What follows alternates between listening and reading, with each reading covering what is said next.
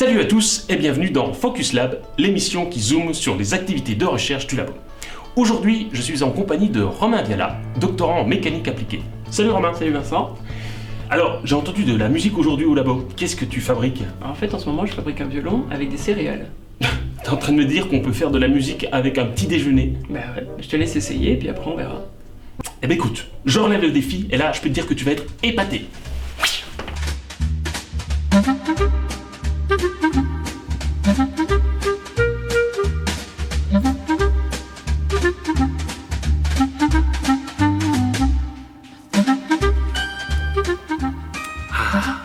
Ça c'est bien ça.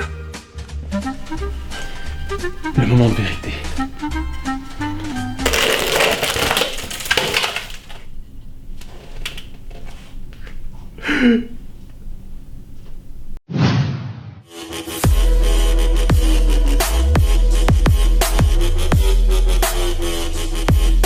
Ah, c'est exactement ce qu'il me fallait.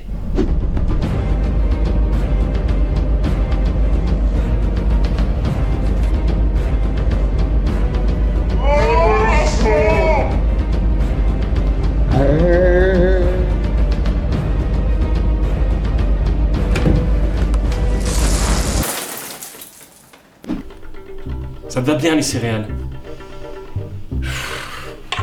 Bon. En fait, quand je te parle du lin, je te parle pas des graines, mais de la tige. Et on utilise la tige pour extraire des fibres. Ce genre de choses. Et avec ces fibres, on peut fabriquer des composites. Et en partant de ça, il est possible de faire ça.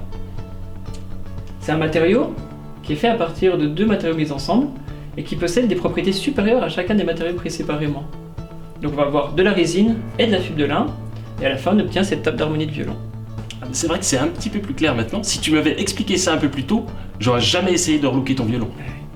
Quand on parle de lin, on pense tout d'abord aux vêtements, à l'huile, mais les fibres de lin permettent aussi de fabriquer des matériaux composites, qui présentent des propriétés très intéressantes. Ils sont rigides, légers et surtout biosourcés, donc beaucoup plus écologiques que ceux fabriqués avec des fibres de verre ou de carbone. Pour réaliser une pièce donnée, on peut découper des formes dans des tissus de fibres de lin imprégnées de résine et les déposer dans un moule. C'est seulement après les avoir pressés et chauffés pendant 1 heure qu'on obtient une pièce rigide que l'on peut ensuite découper à la forme souhaitée. C'est bien vu, mais on doit entendre une différence avec le bois, non? C'est une bonne question, oui. C'est ce qu'on va vérifier maintenant, en étudiant les vibrations avec des moyens scientifiques. Ah, ça y est, j'ai trouvé le jouet. Le son émis par un instrument à cordes vient principalement des vibrations de sa table d'harmonie qui dépendent de sa forme et du matériau qui la constitue. La modélisation numérique est utilisée pour mieux comprendre les phénomènes mis en jeu et pour simuler le comportement de prototypes virtuels. On peut ainsi comparer les vibrations produites avec des matériaux ou des formes différents et chercher les solutions qui améliorent la qualité de l'instrument.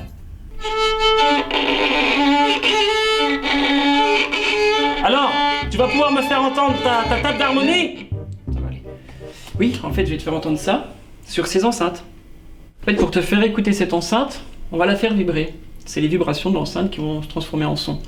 Alors, pour ce faire, je vais utiliser un violon électrique qui va capter les vibrations de la corde. Donc, sans réinjecter le son, on a quelque chose qui sonne pas beaucoup. Et ensuite, en injectant des vibrations dans la table.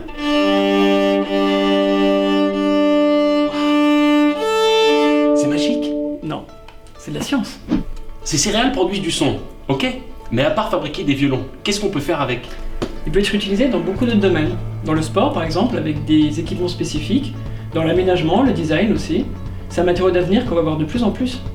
Les matériaux composites à base de fibres de lin sont déjà présents dans certains articles de sport et loisirs, comme les raquettes de tennis, les skis ou les coques de voilier.